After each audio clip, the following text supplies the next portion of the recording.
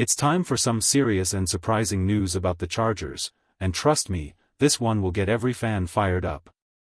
As the team prepares for their big matchup against the Colts, 3 major updates have dropped, and they're all good news. But hey, before we jump into the latest breaking updates, make sure to subscribe to the channel, drop a like, and hit the bell icon so you never miss fresh Chargers news. Now, let's dive in. Good news number 1, the Chargers walk into this game as the favorites. And honestly, that says a lot. Vegas doesn't hand out that kind of confidence for no reason. The Colts might have 5 wins, but let's break it down clearly. Their only win against a team with a winning record was against the Broncos, and that game was packed with controversy. The other 4 wins? Against the Dolphins, Titans, Raiders, and Cardinals. And let's be real, those teams are nowhere near dominant this season. 2 of them are struggling badly, 1 already fired their coach, and the rest have been shaky at best. So, when you look at the record, it might look impressive at first glance, but the story behind it isn't. That's why this game is absolutely winnable for the Chargers. Every win matters right now because it's one more step closer to getting key players like Khalil Mack and Joe Alt back on the field. Good news number 2, the Colts are coming off a tough, gritty, down-to-the-wire game against the Cardinals. And history tells us, whenever a team goes through a battle like that, they often struggle the following week. This sets up a huge opportunity for the Chargers to take control early and make a statement. So, stay with me, because the next update makes this matchup even more interesting. You know, this situation actually reminds me of something from the early days of the Lions under Dan Campbell. Back then, the team wasn't stacked with superstars, but they were so brutally physical that every opponent felt it for days. Teams used to walk away from those games beat up, worn down, and exhausted. That's exactly what the Arizona Cardinals bring right now. They might not have elite talent everywhere, but they fly around the field with serious intensity. They make every snap a fight. They don't give up easy yards. And when you face a team like that, the next week hits even harder. That's why the Colts might be walking into this Chargers matchup a little more bruised than usual. They got their win against Arizona, but it came at a high physical cost. And that, my friends, plays perfectly in the Chargers' favor. And here's a little bonus on top of that good news, there's growing optimism about Khalil Mack and Joe Alt making their way back soon. Maybe not this very week, but the energy around their recovery is positive. And just knowing those guys are getting closer to returning is a huge boost. This team can feel that momentum building, and honestly, so can the fans. Stay locked in, because it gets even better from here.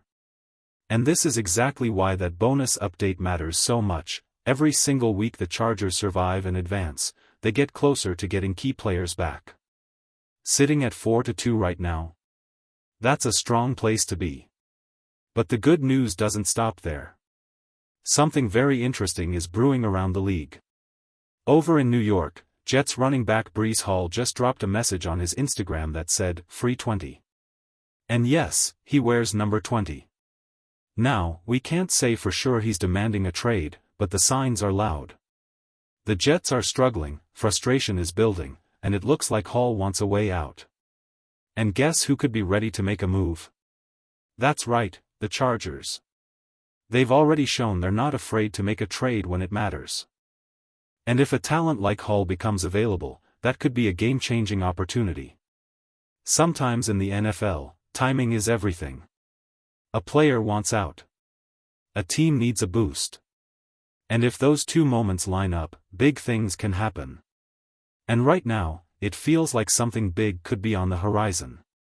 Stay with me, that win in Miami might not make national headlines.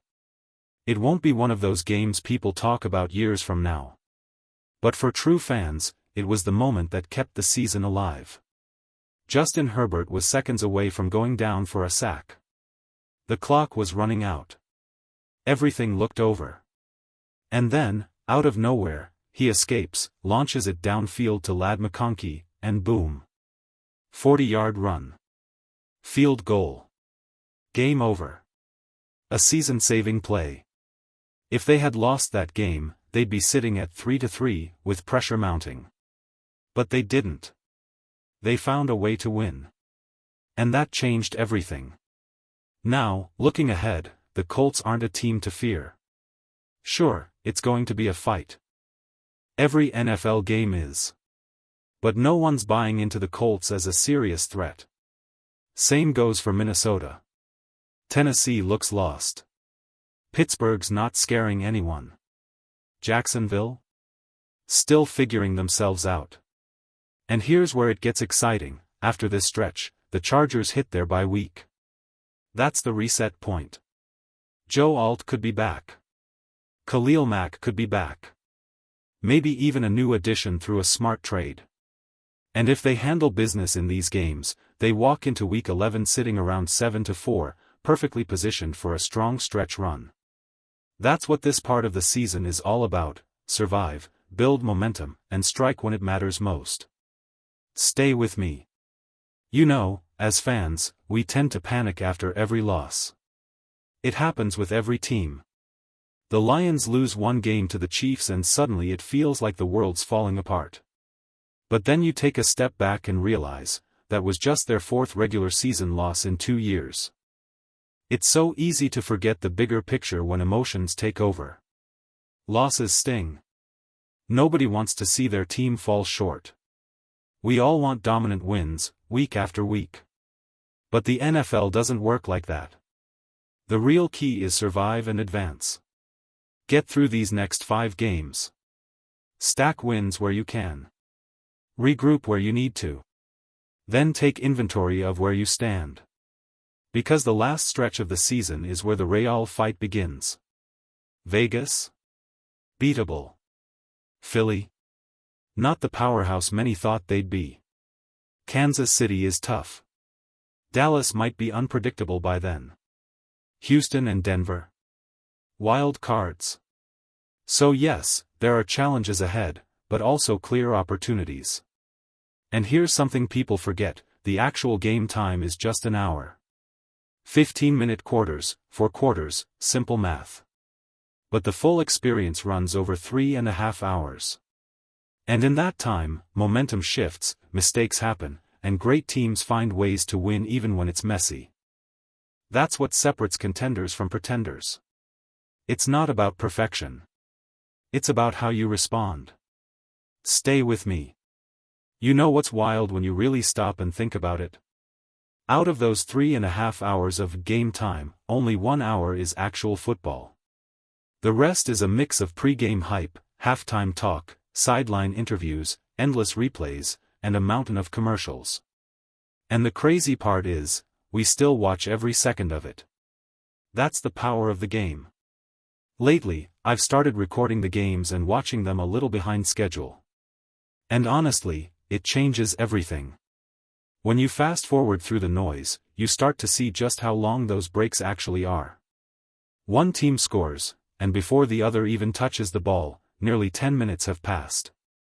First comes the review. Then the extra point. Then the replay. Then commercials. More commercials. Kickoff. Another commercial break. And then finally, the game resumes. It hits even harder when the other team scores. You're stuck watching replay after replay of that same touchdown, then a full breakdown after the break. And in those moments, every second drags. Don't get me wrong, the love for the game never fades. But when you strip away all that filler, it really opens your eyes to how much time isn't actual football. That's the beauty and the frustration of being a fan: we love it too much to look away. Stay with me.